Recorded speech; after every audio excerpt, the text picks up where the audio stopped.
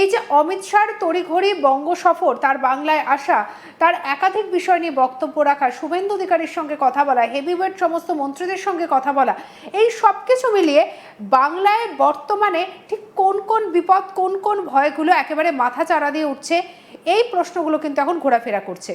অন্যদিকে আমরা জানি যে উত্তরবঙ্গেও কিন্তু জিহাদি ধরা পড়ার ঘটনা ঘটেছে। চিকেন স্নেক অত্যন্ত সেন্সিটিভ একটা জায়গা। এমনও জিহাদি ধরা পড়েছে যে চিকেন স্নেক পেরিয়েই হয়তো উত্তরবঙ্গ থেকে দক্ষিণবঙ্গে এসেছে। সব কিছু মিলিয়ে যথেষ্ট পরিমাণে বলা যায় বাংলা যেন একটা ভয়ার্ত পরিবেশের মধ্যে দিয়ে রয়েছে। আর ঠিক কী কী উঠে আসছে, চলুন পুরো বিষয়টা নিয়ে আলোচনা করি। আমার সঙ্গে আজকে আমার দুই কলিগ রয়েছে, একদিকে কোচবিহার থেকে মনসুর হাবিবুল্লাহ রয়েছে এবং অন্য দিক থেকে আমার কলিগ পার্থ প্রতিম রয়েছে আমার সঙ্গে উত্তরবঙ্গ শিলিগুড়ি থেকে। প্রথমে কথা বলবো পার্থর সঙ্গে। পার্থ, গতকাল আমরা জানি যে অমিত শাহর সঙ্গে একটা মিটিং হয়েছে মন্ত্রীদের, একটু এই মিটিংয়ের নির্যাসটা জানতে চাইবো যে মিটিংটা মূলত কি কি নিয়ে গতকাল হয়েছে।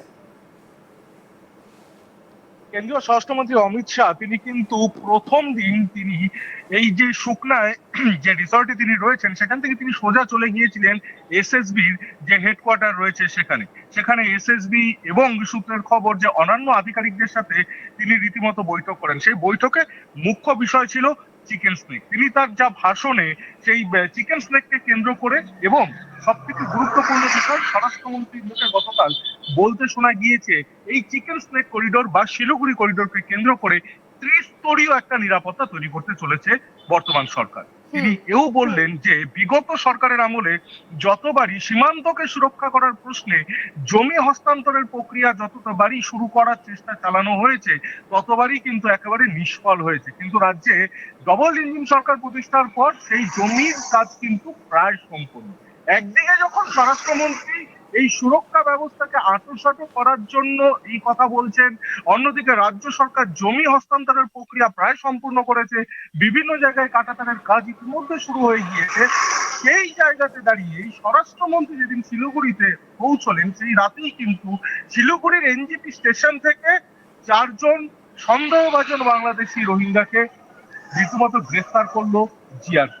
কি জানা যাচ্ছে তারা বাংলাদেশের কক্সবাজারে শরণার্থী শিবিরে তারা ছিলেন। সেখান থেকে 19 আগস্ট তারা সেই সীমান্ত পেরিয়ে তারা ভারতে প্রবেশ করেছেন এবং তারা অসমে প্রবেশ করেছিলেন। সেখানেও কিন্তু বিজেপি সরকারি চালিত। সেই অসম থেকে তারা অন্ধ্রপ্রদেশের উদ্দেশ্যে রওনা দিচ্ছিলেন।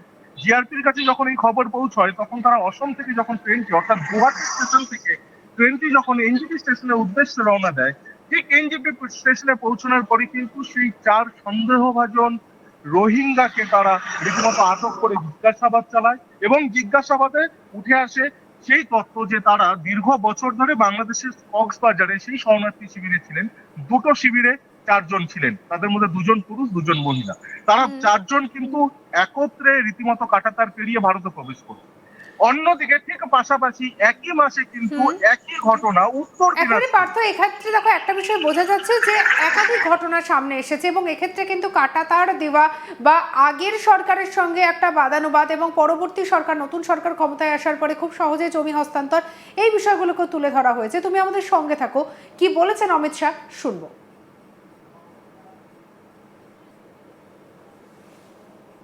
30 एकड़ भूमि शुभेंदु जी ने दे दिया। आज सुबह कुछ 29 एकड़ बाकी बचा है। सुबह नाश्ते पर आए तो मुझे लगा चलो उगाही करते हैं, तो बैठने के साथ ही उन्होंने कहा है 29 एकड़ का पैसा भेज दो, दूसरे ही दिन ऑर्डर हो जाएगा। मित्रों, ये तत्परता जो है वो भारतीय जनता पार्टी के मुख्यमंत्री नाते नहीं है। शुभेंदु जी मेरे मित्र हैं, मैं समझता हूं उनको। घंटों घंटों हमारी चर्चा हुई है पश्चिम बंगाल की समस्याओं के लिए। उनको मालूम है जब तक घुसपैठ नहीं रोकती ना पश्चिम बंगाल सुरक्षित रह सकता है ना भारत सुरक्षित रह सकता है। और घुसपैठ रोकने की पूर्व शर्त है कि सीमा पर बाढ़ को पूरा लगा दिया जाए। हम ममता बनर्जी के हाथ पैर जोड़कर थक गए, मगर हमें भूमि नहीं दी।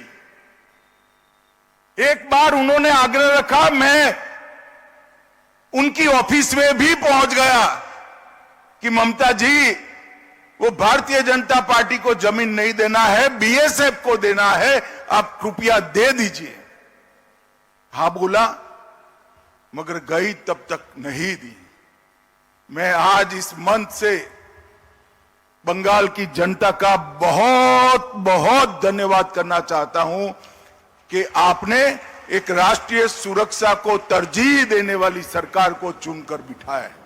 129 এই যে কথাটা, যে প্রসঙ্গগুলো আমরা শুনছিলাম, এই জায়গা থেকে আমি একটু মনসুরের কাছে চলে যাব। মনসুর, তুমি কোচবিহার জেলা থেকে তুমি প্রত্যেকদিন খবর পৌঁছে দাও, তুমি দেখো আরো ভালো করে জানো এই বিষয়গুলো, যে এই সমস্ত বর্ডার এলাকাগুলো থেকে যে ঠিক কিভাবে কাজ চলে। এবং দেখো একটা যেটা বিষয়, যে উত্তরবঙ্গের 3 বিঘা করিডর, এই যে জায়গাটা, এই জায়গাটা কিন্তু ভীষণ সেন্সিটিভ একটা জোন। প্রত্যেকদিন দেখো আমরা জানি যে এই বর্ডারে কিন্তু বাংলাদেশিরা ঢুকছে, ভারতীয়রা ওপাশে যাচ্ছে, মানুষজনের যাওয়া আসা চলছে। সেই সমস্ত জায়গাতেও দেখো স্কুল রয়েছে বর্ডার এরিয়ায়। কিভাবে এই সমস্ত জায়গাগুলোতে প্রত্যেক দিন বাংলাদেশিরা আসা যাওয়ার পথে কোথাও গিয়ে আমাদের চোখের আড়ালে জিহাদিরা ঢুকে যাচ্ছে? একদম, ডবল ইঞ্জিন সরকার ক্ষমতায় আসার পরে এবারে যখন স্বাধীনতা দিবস, তার প্রাককালে কিন্তু একের পর এক আইএসআই জঙ্গি সন্দেহে দিনহাটা থেকে গ্রেপ্তার হচ্ছে। শুধু দিনহাটা নয়, উত্তরবঙ্গের বিভিন্ন প্রান্ত থেকে দিনহাটার যে কেস রয়েছে আইএসআই জঙ্গি সন্দেহে একাধিক জনকে গ্রেপ্তার করা হয়েছে। এ পর্যন্ত 6 জনকে গ্রেপ্তার করা হয়েছে এই মামলায়, যার মধ্যে 3 জনের বাড়ি কুচবিহারের দিনহাটাতে, 2 জনের বাড়ি উত্তর দিনাজপুরে এবং 1 জনের বাড়ি শিলিগুড়িতে। শিলিগুড়ির যাকে দিল্লি থেকে গ্রেপ্তার করা হয়েছে, বাকি উত্তর দিনাজপুরের 2 জনকে, একজনকে পাঞ্জিপাড়া থেকে গ্রেপ্তার করা হয়েছে আর একজনকে ইসলামপুর থেকে গ্রেপ্তার করা হয়েছে। এই যে সমগ্র যে এই চক্রটা আইএসআই চক্র সন্দেহে গ্রেপ্তার করা হয়েছে, প্রত্যেকের সিম কিন্তু পাকিস্তানে সক্রিয় রয়েছে এবং পাকিস্তানে তাদের নাম্বার থেকে হোয়াটসঅ্যাপ সক্রিয় রয়েছে। সেই হোয়াটসঅ্যাপ থেকে কিন্তু ভারতের উপর অদৃশ্যভাবে নজরদারি চালানো হচ্ছে। শুধু তাই নয়, ইসলামাবাদ থেকে কাঠমান্ডু, কাঠমান্ডু থেকে ঢাকা, আর ঢাকা থেকে ঢাকার পাক হাই কমিশনারের আছে 2 জন পাকিস্তানি এজেন্ট, যাদের নাম ওমর এবং আকবর। তো সেই ওমরের কাছ থেকে আকবর ভাইয়া কিন্তু ভারতবর্ষে জানলোট ঢুকে পড়ছে, আর এদেরকেই সহায়তা করছে। এই যে 6 জন গ্রেপ্তার হয়েছে, সেই 6 জন এসটিএফ এর হাতে গ্রেপ্তার হয়েছে তারে। সেই ক্ষেত্রে দিনহাটার ক্ষেত্রে যেটা দেখা যাচ্ছে, যে দিনহাটা একটা করিডোর বানানোর চেষ্টা হচ্ছে, কেননা দিনহাটার বিস্তীর্ণ এলাকায় কাঁটাতারের বেড়া নেই। আর একটা বিষয় উঠে এসছে, দিনহাটা দিয়ে কিন্তু এখানে মানসাই নদী পেয়ে গেছে। শুধু তাই নয়, কোচবিহারে কিন্তু তিস্তা নদীও মেখলিগঞ্জ সীমানা দিয়ে বেরিয়ে গেছে এবং তার তিস্তা মেখলিগঞ্জের কাছেই কিন্তু 3 বিঘা করিডোর রয়েছে, যে 3 বিঘা করিডোরে কিন্তু এখনো অব্দি কাঁটাতারের বেড়া দেওয়া সম্ভব হয়নি। প্রত্যেকটা ক্ষেত্রেই কিন্তু বিগত যে সরকার ছিল, বিগত সরকারের আমলে জমি না দেওয়ার কারণেই কিন্তু কাঁটাতারের বেড়া দেওয়া সম্ভব হয়নি। অর্থাৎ মনসুর, একটা বিষয় বোঝা যাচ্ছে, যেখানে জমি না দেওয়াটা কিন্তু একটা বড় বিষয় হয়ে উঠেছে।